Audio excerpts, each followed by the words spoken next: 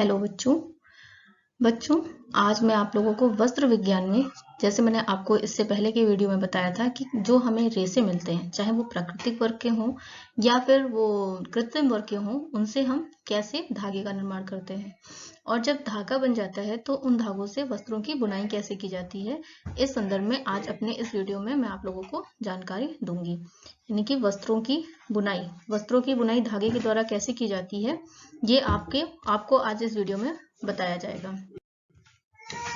वस्त्र की बुनाई के लिए जो मुख्य आधार है वो धागों को माना गया है। ऐसा माना जाता है कि वस्त्रों को बुनने के लिए हमारे पास धागे का होना आवश्यक है। धागों से ही हम बुनाई करके वस्त्र तैयार करते हैं। अब हम धागों से ही वस्त्र तैयार करते हैं, ये नहीं कह सकते हैं कि धागों से बुनाई करके ही वस्त्र तैयार करते हैं। धागे इनके द्वारा वस्त्र बनाए जाते हैं। धागों को आपस में गूंथ कर, सटा कर या उन्हें उनसे बुनाई करके किसी भी तरीके से करके हमें इन्हीं धागों से वस्त्रों का निर्माण करना होता है।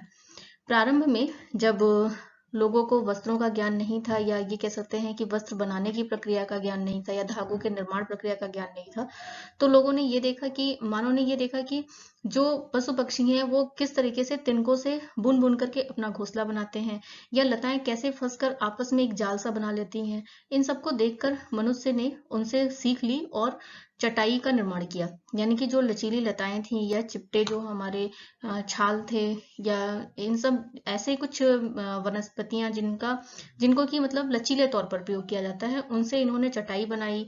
कुछ को गूंथ करके टोकरी इत्यादि बनाई गई। और जब इस तरह बुनाई करके उस बुनाई का प्रोसेस इन्होंने देखा, तो इनके दिमाग में वस्त्रों का निर्माण करने की भी एक तरकीब आई कि इस तरह से तो हम वस्त्रों का निर्माण भी कर सकते हैं। जो वस्त्र निर्माण की विधियां हैं वो 4 प्रकार की बताई गई हैं, यानी कि जो धागे होते हैं उनसे जो हम वस्त्र बनाते हैं, उन वस्त्रों को हम 4 प्रकार से बना सकते हैं। वो 4 प्रकार इस प्रकार हैं, जैसे कि पहला है हमारा फेल्टिंग, जिसमें हम जो छोटे रेशे होते हैं, जो हमारे वनस्पति जगत के रेशे होते हैं या जो कृत्रिम वर्ग के रेशे होते हैं, जिन्हें काट काट कर छोटा बनाया जाता है, उन्हें ताप से प्रभावित करके और उन पे दबाव डालकर उन्हें जमा दिया जाता है और उनसे रेशे बनाए जाते हैं। अगर हम प्राकृतिक रेशों की बात करें तो ऐसा वनस्पति जगत में सिर्फ ऊनी रेशों पर ही होता है, क्योंकि ऊनी रेशे में ही ऐसा गुण पाया जाता है जो उसे ताप से और दाब से सटा सकता है आपस में। बाकी जो रेशे होते हैं वो ताप और दाब से आपस में सट नहीं सकते हैं, इसलिए जो प्राकृतिक वर्ग का रेशा होता है ऊन, उससे ही फेल्टिंग द्वारा वस्त्र बनाए जाते हैं। अगर हम कृत्रिम विधि की बात करें तो कुछ ऐसे कृत्रिम रेशे हैं जिनपे परिष्कृति द्वारा हम फेल्टिंग के वस्त्र बना सकते हैं।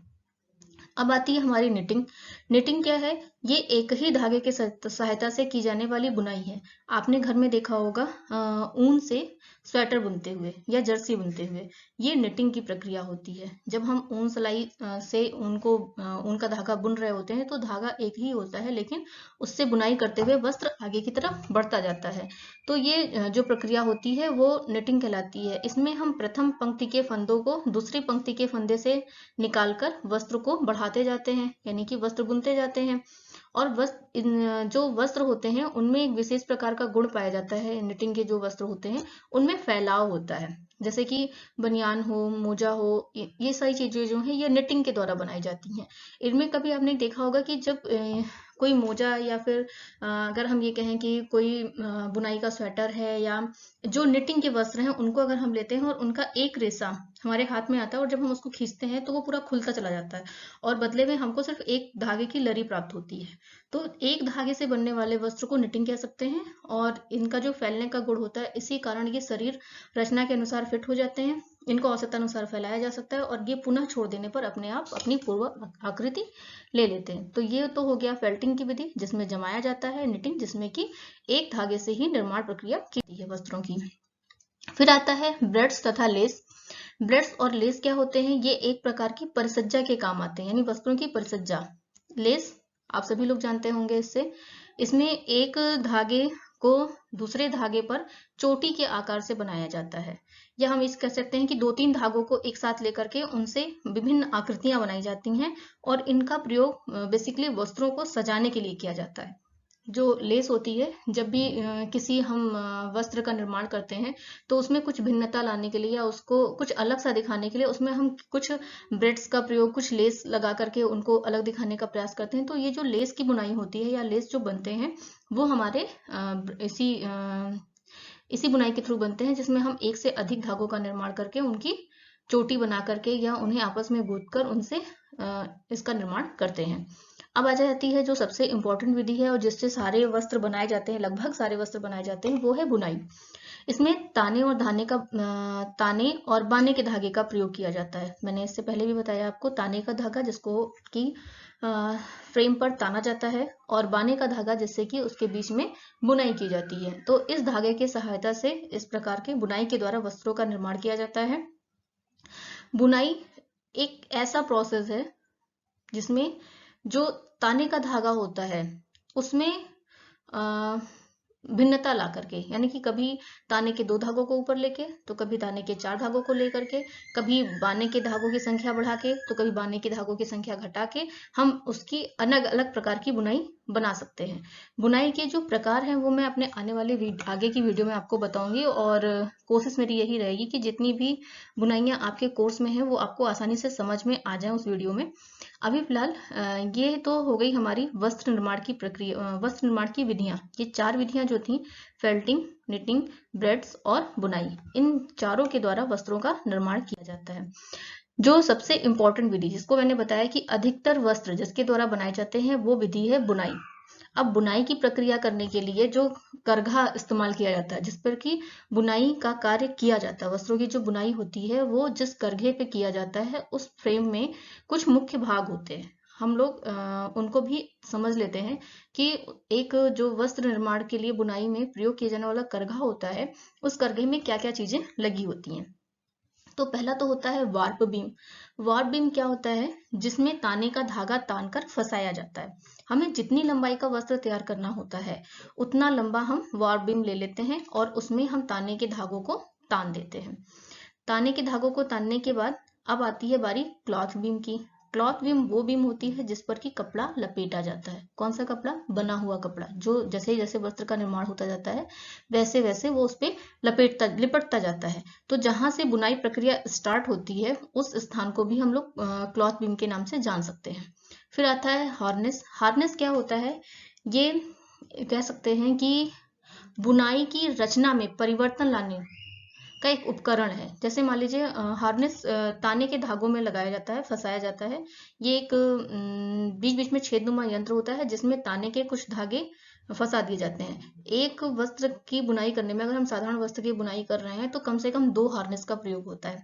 एक हार्नेस जो पहले कुछ ताने के धागों को ऊपर उठाएगा, फिर जब हम एक बार उसके बीच से बाने का धागा गुजार देंगे तो जब दोबारा बाने का धागा उसके अंदर से निकलेगा तो उस हार्नेस को छोड़ के दूसरा हार्नेस ऊपर उठा लिया जाएगा। इस प्रकार जो पंक्ति पूरी होगी उससे चटाई नुमा आकृति बन जाएगी। जो जैसे कि मान लीजिए हमने हार्नेस लगाया और हमारे जो ताने का धागा है वो उसकी संख्या 10 है, मतलब 10 धागे एक साथ लगे हुए हैं। तो हमने 2-2 करके पहले 2-2 धागे उठाए ऊपर एक हार्नेस की सहायता से, 2 सम धागों को उठाया, सम धागों की संख्या में, जैसे 2 फिर 4 फिर 6, इन धागों को एक हार्नेस में फंसा दिया, और जो हमारी विषम संख्या थी उनको एक हार्नेस में फंसा दिया। तो पहले जब हमारा धागा गुजरेगा तो हम सम संख्या वाले हार्नेस को ऊपर उठाएंगे और धागा उनके बीच से गुजार दिया जाएगा। फिर जब धागे को वापस अपनी जगह लाना होगा तो हम लोग सम संख्या वाले को छोड़कर विषम संख्या वाले को उठाएंगे और उनके बीच से धागा गुजरेगा। तो इस तरह एक चटाई की आकृति बन जाएगी। तो ये तो होता है हार्नेस। इसके बाद आता है शटल। शटल क्या होता है? ये एक रील होती है, रील की तरह काम करता है।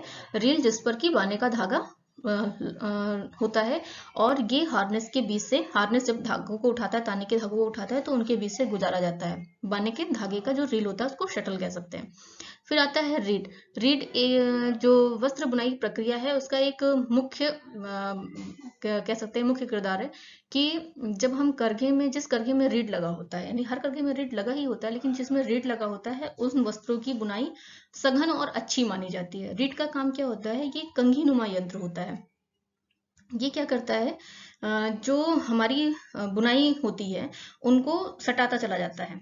यानी कि जब हम वस्त्रों को बुन रहे होते हैं तो ताने के जो धागे होते हैं उनमें हार्नेस के साथ साथ एक रीड भी लगा होता है, जो एक पंक्ति पूरा होने के बाद उस बुनाई को सटा देता है, फिर दूसरी पंक्ति पूरा होने के बाद फिर उस बुनाई को सटा देता है, और उनको सटा सटा करके वस्त्रों की जो संरचना होती है उनको सघन बनाता जाता है।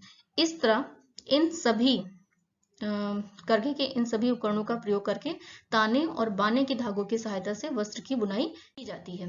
अब आता है वस्त्र निर्माण की प्रक्रिया, यानी कि किस किस तरीके से हम वस्त्र का निर्माण करते हैं, कैसे हम वस्त्र का निर्माण करते हैं बुनाई के द्वारा।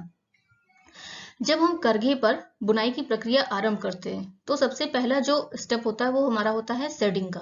अब शेडिंग क्या होती है? इस क्रिया में हार्नेस ताने के कुछ भागों को ऊपर उठाता है। जैसा मैंने अभी आपको बताया था कि जो सम संख्या वाले हार्नेस हैं, जैसे हमने 10 अगर ताने के धागे लिए हैं, उसमें सम और विषम दो अलग अलग हार्नेस लगा रखे हैं, एक सम धागों को ऊपर उठाता है और एक विषम धागों को ऊपर उठाता है। तो जब सम वाले को जो ऊपर उठाता है उस हार्नेस की भी बात की जा रही है, और जब वो ताने के कुछ भागों को यानी कि सम भागों को ऊपर उठाता है और उनके बीच से सटल यानी कि बाने का धागा नीचे से गुजरता है तो एक शेड सी बन जाती है, एक हल्की लाइन बन जाती है। ये जो शेड होती है ये ही शेडिंग कहलाती है। मतलब यानी कि एक हल्की लाइन का बन जाना, एक लाइन का वहां पर बन जाना, वो शेडिंग कहलाती है। इसमें अगर हम ये माने कि सटल जो है वो दाहिनी तरफ से प्रवेश कर बाई तरफ चला जाता है, यानी कि अगर हमने कपड़े की बुनाई दाहिनी तरफ से प्रारंभ की है तो शटल दाहिनी तरफ से होकर के बाई तरफ चला जाता है और एक शेड बन जाता है, इसको शेडिंग की प्रक्रिया कहते हैं। फिर आता है पिकिंग की क्रिया। पिकिंग क्या होती है? जब शटल एक पंक्ति पूरा कर लेता है, यानी कि एक बार ताने के धागों के हार्नेस उठ जाने पर, सम हार्नेस के उठ जाने पर उसके बीच से जो शटल है वो गुजर जाती है, तो जो एक शेड बनता है उस एक शेड को एक पिक कहते हैं।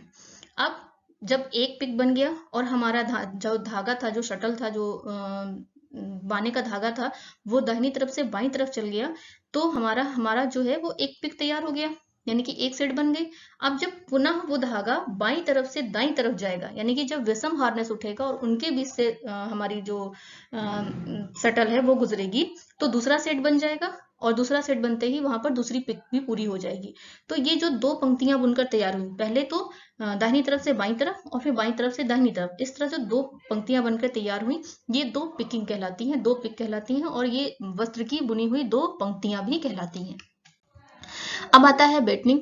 बेटनिंग का काम मैंने अभी बताया कि हार्नेस के साथ साथ ताने के धागों में एक रीड भी लगी होती है। बेटनिंग का काम रीड के द्वारा किया जाता है। ये एक पिक बनने के बाद, एक सेट बनने के बाद बेटनिंग की क्रिया प्रारंभ हो जाती है, और क्या करती है? ये कंघी नुमा यंत्र होता है जो बाने के धागों को ताने के धागों में सटा देता है। यानी कि अगर हम ये कहें कि जैसे मान लीजिए कि आप जब चटाई बुनते हैं तो आपने एक लाइन गुजारी, फिर दूसरी लाइन गुजारी, फिर तीसरी लाइन गुजारी, उन लाइनों के बीच में जो गैप है 1 2 3 4, ये जो गैप है रीड क्या करता है? इनको सटा देता है, ऐसे चिपका देता है आपस में।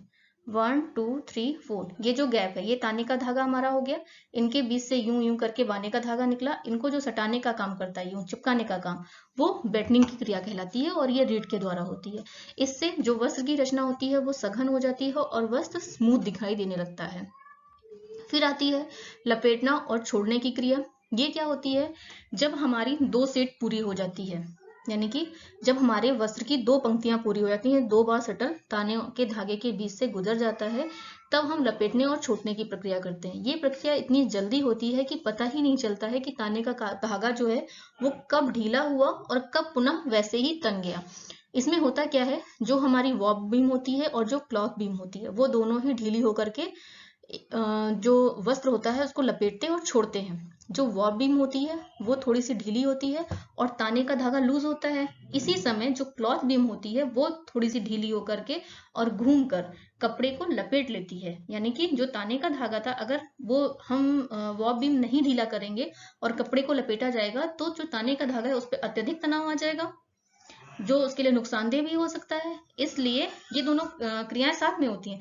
ताने का जो धागा है, जो वॉब बीम है, वो हल्की सी घूमती है, और जो क्लॉथ बीम है वो हल्की सी घूम करके उस धागे को, वो बुने हुए वस्त्र को लपेट लेती है, और ताने का धागा ढीला होकर के हल्का सा फिर अपनी पुनः स्थिति में आ जाता है, और फिर तीसरा पिक या तीसरी बार सेट की क्रिया स्टार्ट हो जाती है।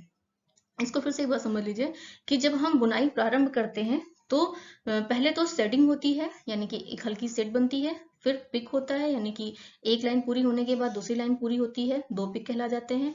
फिर उन पिकिंग के बाद में हम बेटलिंग की क्रिया करते हैं, यानी रीड द्वारा धागों को, जो बाने के धागे उनको सटा देते हैं। सटने से वो वस्त्र सघन हो जाते हैं, और जैसे ही वस्त्र की बुनाई थोड़ी सी हो जाती है, यानी कि 2 पिक या 3 पिक पूरी हो जाती है हमारी, तुरंत ही तुरंत हमारी क्लॉथ बीम और वॉर्म बीम जो होती है वो ढीली होकर के हल्का सा घूम जाती है। घूमकर जो वॉर्म बीम होती है वो ताने के धागे को ढीला कर देती है, और जो क्लॉथ बीम होती है वो घूम करके उस कपड़े को अपने अंदर लपेट लेती है। तो इस तरह से हमारी वस्त्र की बुनाई शुरू हो जाती है, और वस्त्र, और ये जो प्रक्रिया है ये इसकी पुनरावृत्ति होती जाती है, और जितना लंबा हमें वस्त्र बनाना होता है वो बनकर तैयार हो जाता है। तो ये तो पूरा प्रोसेस था कि किस तरीके से हम बुनाई प्रक्रिया करते हैं। अब ये बुनाई प्रक्रिया कितने प्रकार की होती है, यानी कि जो सिर्फ अगर हम बुनाई की बात करें, वस्त्रों के निर्माण की तो 4 प्रक्रिया मैंने आपको बता दी कि 4 तरीके से वस्त्र का निर्माण होता है, लेकिन उसमें जो बुनाई प्रक्रिया है वो सबसे ज्यादा इंपॉर्टेंट है, और उसी से ज्यादा वस्त्र बनाए जाते हैं।